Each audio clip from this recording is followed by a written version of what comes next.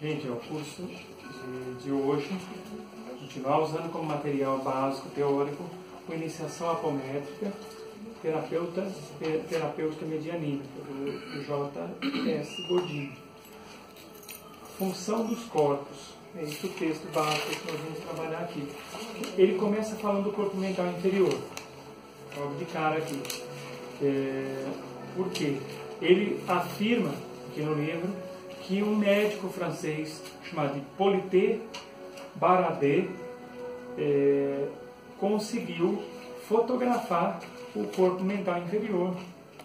Onde ele diz aqui, o corpo mental inferior, conforme a orientação dos nossos mentores, é o decodificador dos 5 sentidos e da intelectualidade subconsciente.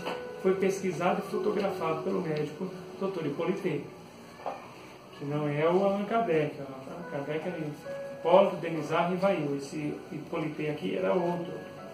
Ele ainda fala o seguinte, achava o pesquisador que esse corpo representava o pensamento e notou que esse novo elemento tinha não mais a forma humana, mas sim a forma de um ovoide luminoso, concluindo tratar-se de um corpo mental concreto ou inferior. Seus demais atributos seriam a mentalidade, a associação de ideias, os sentimentos, as emoções e também a reflexão acerca da vida emocional. É visualizado em forma de aura, envolvendo todo o corpo físico, atingindo sua máxima luminosidade em volta do cérebro. Por sua forma diferenciada, deveria ser chamado de conjunto energético, e não de corpo, já que a sua configuração não é mais humana. Aliás, os demais acima deste, mental superior, búdico e outros, também têm formas diferenciadas. Vou fazer uma pausa aqui para explicar isso.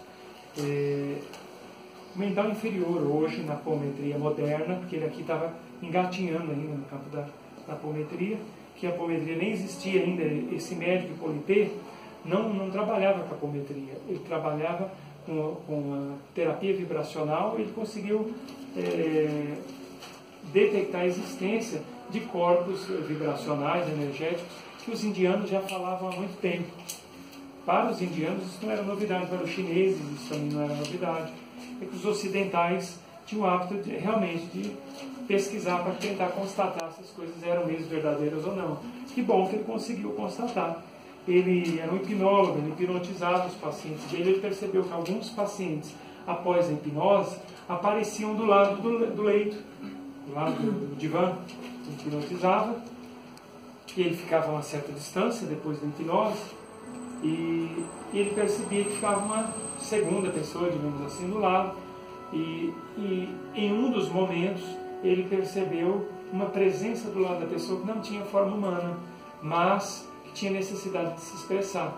Como ele tinha uma máquina desenvolvida por ele e por uns outros médicos lá, exatamente de captar frequências, que é uma máquina que eles próprios desenvolveram, ele conseguiu fotografar esse corpo, a qual ele deu o nome de mental inferior. Por que ele deu o nome de mental inferior? Porque na sequência o Badaró descobriu também futuramente o mental superior, onde ele fala assim: o mental superior foi estudado pelo mais dedicado cooperador, o Dr. Durval, pesquisador, e também pelo pesquisador Lefranc, em 1911. Ele dissociou, ou seja, descobriu, observando que sua forma assemelhava-se a uma chama de ralo muito brilhante, tendo o vértice circundado por um ralo luminoso. Ralo é tipo aquela auréola que alguns santos aparecem quando são nos quadros de alguns santos. Eles têm aquela auréola que também é chamada de halo. A este corpo mental superior deu o nome de corpo causal, na época ele chamava de corpo causal, considerando-o como decodificador da memória, da vontade e da inteligência. É denominado de mental superior não porque seja superior em alguma coisa aos demais, mas sim porque, em tese, vibra em maior frequência e é acima do mental inferior. É por conta de uma frequência energética. Eles mediram a vibração desses dois corpos e perceberam que o corpo mental superior ele tem uma pulsação eletromagnética diferente da pulsação do mental inferior. Então eles pensaram, os dois fazem parte do corpo mental, superior e inferior. Um pulsa mais, vamos chamar esse que pulsa mais de mental superior. Vamos chamar de mental mais pulsante, então o mental superior e o outro mental inferior. O mental inferior está vinculado ao chakra cardíaco, o mental superior ao chakra laríngeo. Essa também tem essa diferença também. Mas não que um seja melhor que o outro. Ambos têm sua função. Aí é que ele fala, apometria, o desdobramento múltiplo dos elementos conscienciais. A regressão, a memória, terapias de vidas passadas, se transformarem em eficientes ferramentas de auxílio. E muitas dificuldades psíquicas e espirituais já começam a ser explicadas satisfatoriamente. Ele fala um pouco sobre a doutrina espírita, alguns embates entre a doutrina espírita e a apometria, que não devia existir, esses embates. A apometria, ao contrário aqui ele cita, ele faz uma diferença. A apometria, ao contrário da terapia de vidas passadas e ao contrário da regressão, pode ser aplicada sem a colaboração e sem a participação do paciente. Porque para fazer uma terapia de vidas passadas, você tem que fazer com o paciente ali. Não tem como você falar, hoje eu vou fazer uma terapia de vidas passadas lá para o Michel Temer, para ele recobrar as memórias dele e parar de fazer essas coisas que ele está fazendo. Não adianta, porque ele está lá no congresso planejando as falcatruas dele, não tem como você fazer. Mas uma apometria para ele você consegue fazer, sem consentimento dele.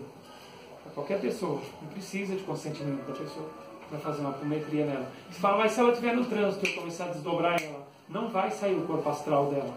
Você não vai perder a consciência. Vai sair um dos corpos que está dentro dela para ser levado, ela não vai nem ficar sabendo. Vai ser levado e tratado. Depois esse outro corpo, quando volta, depois que você reacopla na pessoa já tratado, de tabela o tratamento passa para os outros, como se fosse uma osmose. Assim que funciona. Então, a apometria dá para você fazer à distância sem consentimento da pessoa. Terapia de vidas passadas, regressão, não. Então, elas são muito parecidas, né, quando você está diante do paciente. Mas a diferença é que a terapia de vidas passadas e a regressão você só consegue fazer com o paciente ali. A apometria dá para fazer com o paciente à distância e sem nem saber. A gente usa o mesmo processo? Distância? A gente usa o mesmo processo? O protocolo é o mesmo. O mesmo protocolo. Mas aí usa uma outra pessoa, por exemplo, eu posso fazer pela minha mãe, não é isso? Aí você imagina ela deitada. Imagina ela deitada na maca. Se não tiver maca, imagina ela deitada no lugar. Eu já fiz tratamento para uma pessoa, mas eu fui no lugar dela. Né? No lugar que tinha aqui em Cumbica, que eles faziam, mas tipo, você vai tratar alguém da tua família. Então você vai e mentaliza aquela pessoa e você fica deitada na maca. Tem casa que estabelece esse critério, que é o mais correto. Mas em alguns casos, você não tem ninguém para fazer a correspondência vibratória, dá para fazer a apometria sem ninguém também. Então, e onde eu atendia lá, o outro curso que eu fiz a apometria, lá eles não faziam, sem ser presencial. Sem a presencial, né? Mas dá para fazer com a pessoa ali, que é o mais correto, dá para fazer com alguém que representa ela, que aí você utiliza essa pessoa como correspondente vibratório da que está ausente, e dá para fazer sem ninguém também. Que aí você plasma a pessoa ali na frente, o seu pensamento, e faz através dessa técnica com ela plasmada, através da imaginação.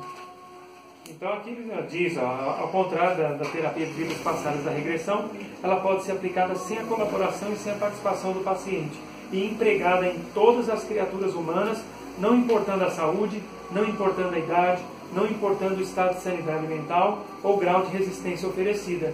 Permite ainda detectar a presença de agentes agressores, espíritos, oferecendo condições para estudo e tratamento terapêutico desses agentes. Isso é ótimo, né?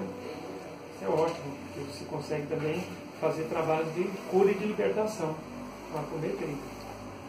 Por hora é isso, próximo vídeo, parte prática. Vamos guardar o livro aqui.